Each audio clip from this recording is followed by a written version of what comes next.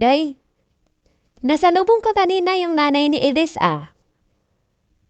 Binigay na daw yung second grading niyo na card. Asa na yung card mo, Doy? At nang mapirmahan ko na. Ako nang bahala dun ay. Sa part reading ko na lang ipakita sa'yo.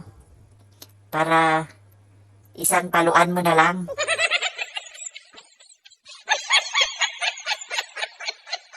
Nak, kung sakaling maghiwalay kami ng mama mo, ako pupuntang ibang bansa, sa Amerika.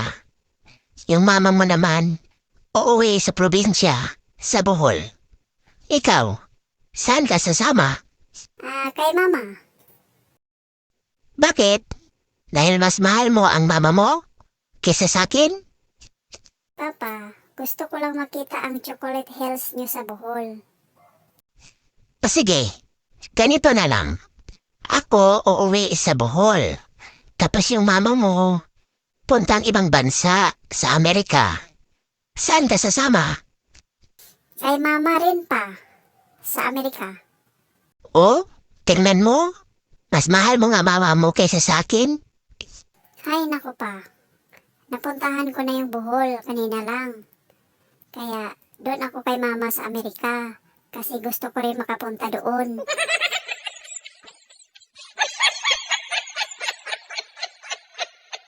Manang, bakit ubos na kagad itong toothpick natin?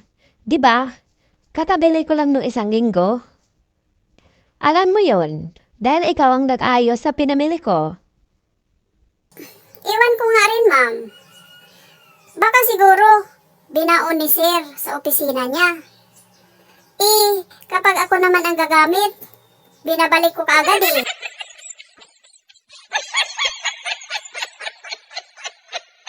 Hala ni, tingnan mo si Nunon. Ang gwapo. Siguro ni, late nagising yan. Kaya nagmamadaling pumasok. Arne, tingnan mo nga ako sa mukha. Wala namang kakaiba sa mukha mo, kulot. Wala ba ni? Buti pa si Nunon. Meron. May kakaiba sa mukha niya.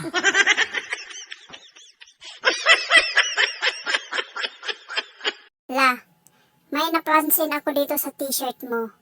May nakasulat na Y. Oo, ew. Mga lumang damit ko na rin yan. Dati, nilalagyan ko talaga ng pangalan. Para walang magsuot. Ako la, maglalagay na rin ako ng letter A sa mga damit ko. Bakit A? Dapat E. A, ibig sabihin akin. Nang, dapat S ang isulat mo. At bakit naman S, Doy? S. Para sa'yo. Paano kung ako ang makasuot?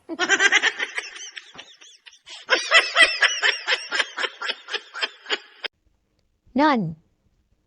Bakit bawas na tong maintenance ko sa high blood? Ikakabili ko lang to kanina. Hindi pa ako uminom. Tayo ng tatlo ni Lily dito. Kasi nay, tumaas yung dugo ko kanina. Kasi naubos yung pera ko. Ang bata mo pa anak, kahit na anong galit mo. Wag na wag kang uminom ng gamot para sa high blood. Bawal yan sa mga katulad nung bata pa. Nakakasama yan anak.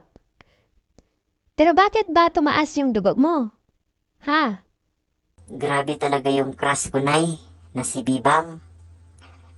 Ang takaw pala niya. Biruin mo, nay. Nag-take out pa siya, ha, para sa kapatid niya. Napahiya tuloy ako sa may-ari ng restaurant. Dahil kulang yung pera ko. Kaya pagdating ko dito sa bahay, ininom ko kaagad yung maintenance mo, nay, para kumalma naman ako.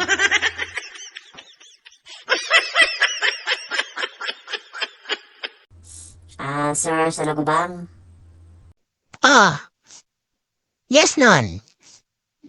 May kailangan ka ba? may itatanong lang po sana ako sa iyo, sir. Ano ba yun? Kailan po pala ang graduation namin? Kasi nung ina-announce mo, wala pa kasi ako eh. Graduation nyo. Ngayong katapusan ng Mayo na. Ganun ba, sir? Thank you po, sir. O bakit? Manonood ka ba?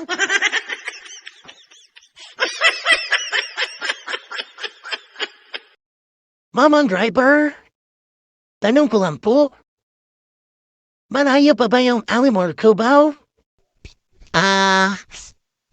Medyo sir, mga kalating oras. Lalo't matraffic na lang ngayon. Sige po kuya ha. Pakihatid mo ako doon.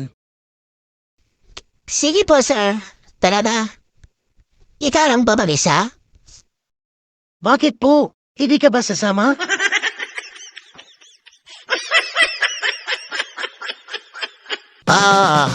Dumating ka sa dulo. Kung hindi ka pa natawa, end ka! Pero pakilike at subscribe naman mga pare, mga mari sa aking YouTube channel. Salamat ng marami.